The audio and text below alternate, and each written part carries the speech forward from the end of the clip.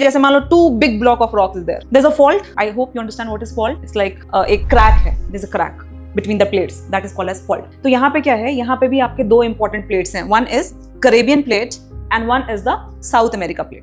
Now Caribbean plate is moving towards the east direction, it's going in this direction, and the South America plate is going in west direction. ठीक है, it is going like this. Are you getting my point, guys? Now in this area there are lot of faults. Which area? I'm talking about this area. तो अब क्या हो रहा है, plates आपकी move कर रहे थे in both the direction. Now there was a doublet earthquake. Why?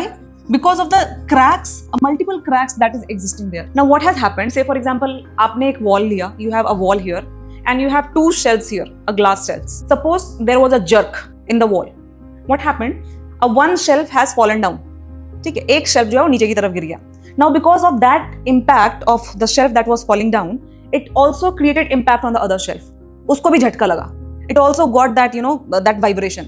And because of that vibration, that also fallen down. So because of the impact of the one, there was the impact on the other. And then because already it's a fault zone, it's a crack area. So एक गिरा, so because of this impact, the another also fallen down. The another group of rocks also fallen down.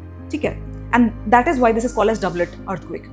Because the intensity was almost similar. It was 7.3, 7.5. And बिल्कुल कम time पे, within some time lag, both has happened. And that is why there was a two massive earthquake. उसके बाद after shocks हुए हैं, no doubt. Adjustment में time लगा. There was a lot of small vibration that had happened in Venezuela. But these were the main shocks.